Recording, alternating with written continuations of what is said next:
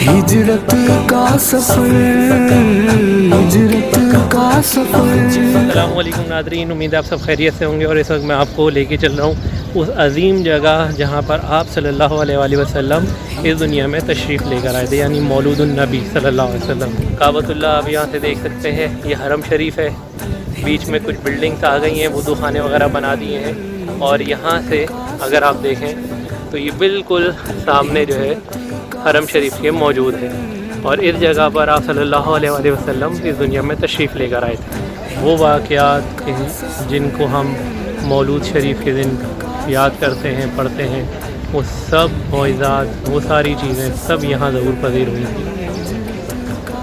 یہ وہ مقام ہے جہاں آپ صلی اللہ علیہ وسلم اس دنیا میں تشریف لے کر آئے، اور پھر آپ یہاں سے مکہ یعنی حرم پاک جایا کرتے تھے۔ آج ہم کوشش کریں گے کہ ہم اسی رستے کو اختیار کریں اپنے طور پر۔ حتمی طور پر تو ہم نہیں کہہ سکتے کہ یہیں سے آپ صلی اللہ علیہ وسلم جو ہے وہ جایا کرتے تھے، لیکن ایک رخ کا تعین ضرور ہے کہ یہاں سے آپ صلی اللہ علیہ وآلہ وسلم حرم پاک جایا کرتے تھے۔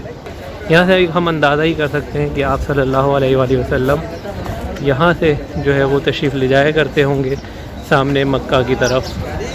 بیچ میں یہ جگہ جو آپ دیکھ رہے ہیں جہاں وضو خانے بنے، اس کے پاس ہی حضرت خدیجہ الکبریٰ رضی اللہ تعالیٰ عنہ کا جو ہے مکان مبارک تھا، اور آگے وہ دروازے بھی ہیں جہاں پر آپ صلی اللہ علیہ وآلہ وسلم جن سے جو ہے خانہ کعبہ میں تشریف لے جایا کرتے تھے۔ یہ جبل ابو قبیس کی بیک سائڈ سے آپ کو میں منظر دکھا رہا ہوں۔ جبل ابو قبیس جہاں پر حجر اسود موجود تھا جب حضرت آدم علیہ السلام نے مکہ مکرمہ میں خانہ کعبہ کی تعمیر فرمائی تھی، اور یہیں پر جو ہے وہ پہاڑ بھی موجود ہے۔ اس کے آگے جبل ابو قبیس ہی وہ پہاڑ ہے کہ جہاں پر آپ صلی اللہ علیہ وآلہ وسلم نے جو ہے چاند کے 2 ٹکڑے کیے تھے۔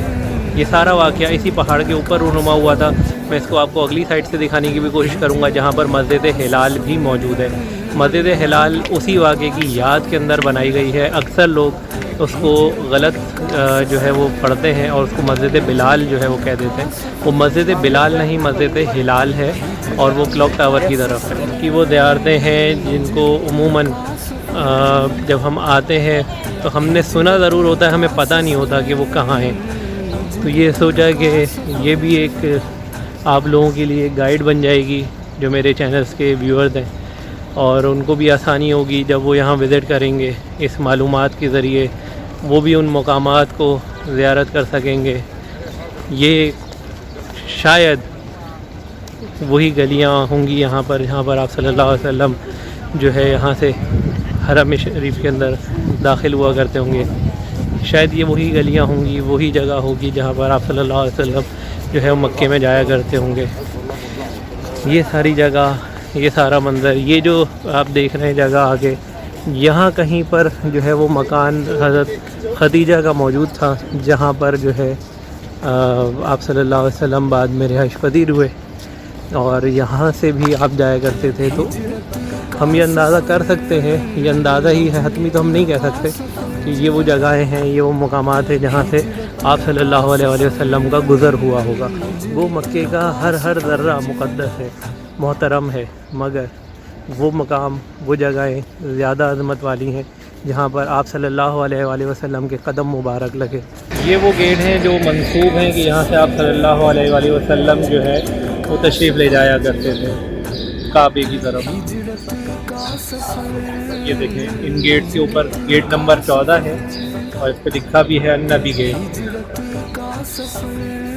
آپ سوچیں وہاں سے یہاں تک آپ صلی اللہ علیہ وسلم تشریف لایا کرتے تھے، اور یہاں سے اندر جایا کرتے تھے۔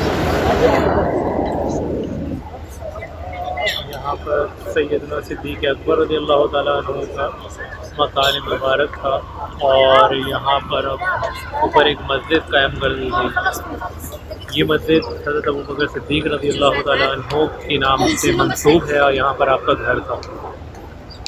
یہ آپ اندازہ لگائیں کہ یہ وہ جگہ ہے کہ جہاں پر آپ صلی اللہ علیہ وآلہ وسلم نے جب ہجرت فرمائی تو آپ صلی اللہ علیہ وآلہ وسلم یہاں تشریف لائے تھے صدیق اکبر کو لینے کے لیے۔